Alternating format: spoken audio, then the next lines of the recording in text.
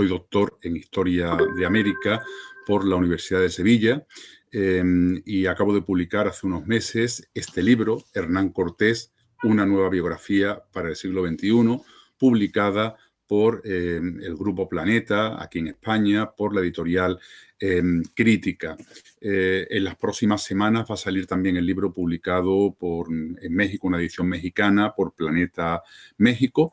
Y bueno, y en Argentina, y concretamente en La Rioja, bueno, pues se puede conseguir el libro a través de portales como Mercado Libre o Busca Libre, que mandan la obra a cualquier dirección postal del territorio nacional argentino. Bueno, alguien se podría preguntar por qué un nuevo libro sobre Hernán Cortés, ¿no? Y yo digo que realmente era necesario una nueva obra que trajera a Cortés al terreno de la historia.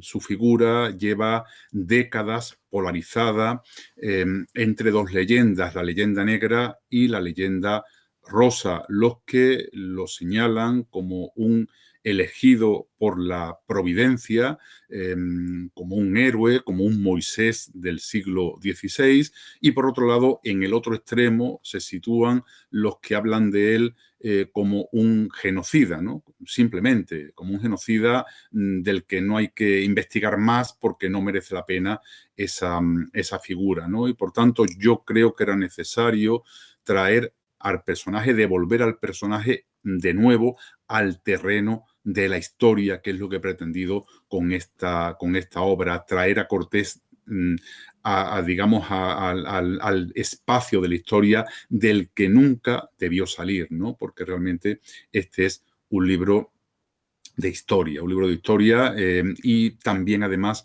un libro de investigación, y esto es importante recalcarlo. Yo llevo 30 años pensando en el personaje, desde que cuando tuviera 8 o 9 años, viera en la biblioteca de mi casa, que yo pertenecía a una familia de agricultores, un cómic de la Biblioteca Maravillas.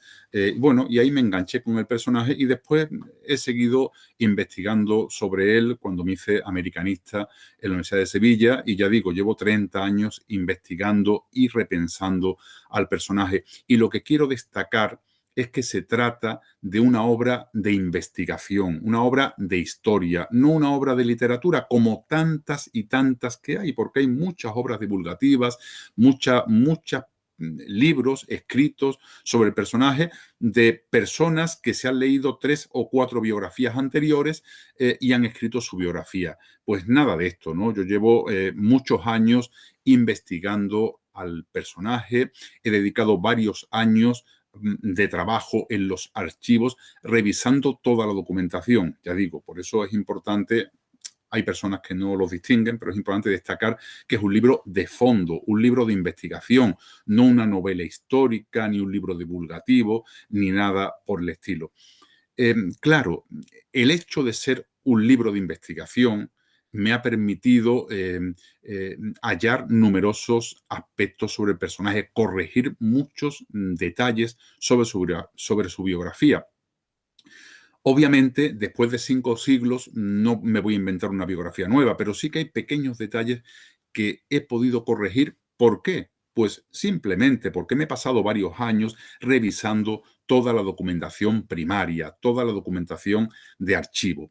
Y por tanto, me ha permitido corregir determinados aspectos que, bueno, fueron mal transcritos por el investigador original en el siglo XIX o en el siglo XX, o simplemente se obviaron, ¿no? Y ya digo, esa labor de investigación, ese hecho de estar varios años recorriendo archivos y bibliotecas, me ha permitido corregir numerosos aspectos que se pueden encontrar, ya digo, en esta obra y que obviamente nadie va a poder encontrar en otras biografías anteriores de Hernán Cortés, ni por supuesto en la red, ni en Wikipedia, ni en otras enciclopedias, ¿no?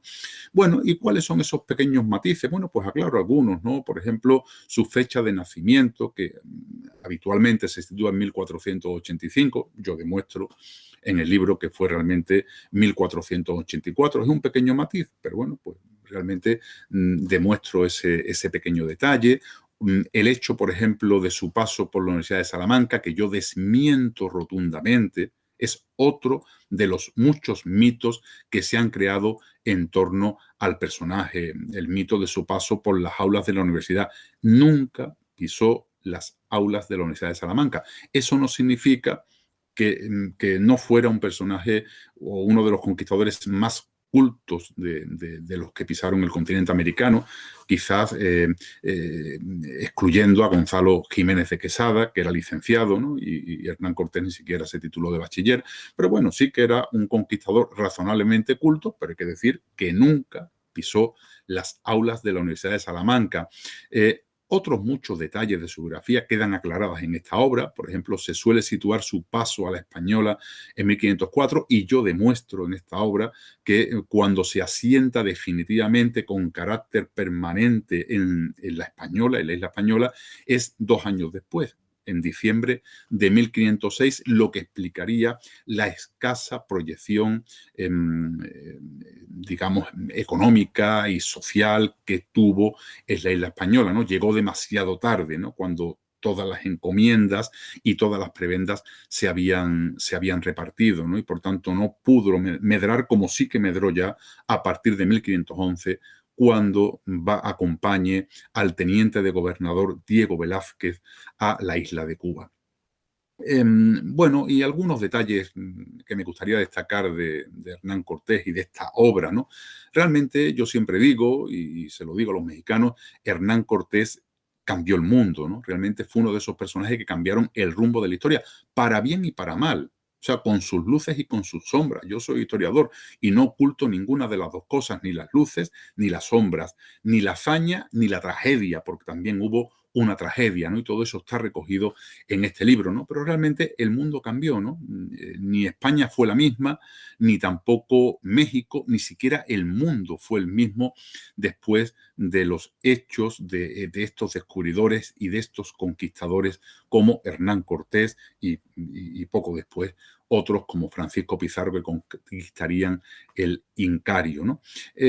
Pero hay que añadir un pequeño detalle que yo creo importante. Hernán Cortés, si no hubiese descubierto a la Confederación Mexica y no lo hubiese conquistado, hubiese pasado a la historia por otros aspectos, ¿no? Hay que tener en cuenta que Cortés fue una persona tremendamente poliédrica, ¿no? Una persona muy poliédrica con muchas facetas.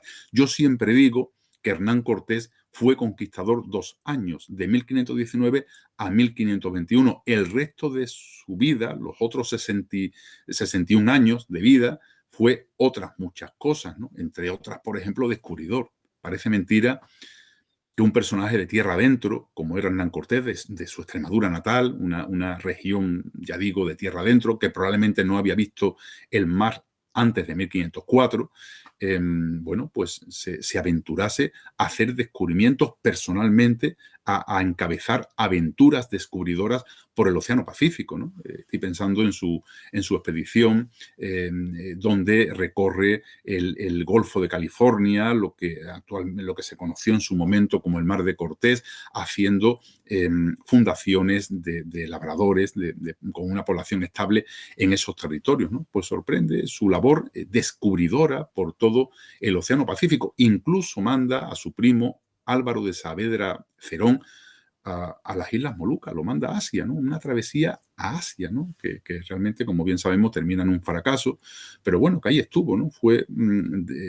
Álvaro de Saavedra Cerón demostró que no se podía retornar por latitudes bajas, ¿no? Y que había que subir a latitudes más altas, como años después, décadas después, en 1565, haría Andrés de Urdaneta. Bueno, y otros muchos aspectos. Lo que quiero decir que Hernán Cortés, si no hubiera pasado la historia por el conquistador de la Confederación Mexica, hubiera pasado por otros aspectos, probablemente como descubridor, como empresario. Fue la primera persona en construir barcos en México, en el continente americano.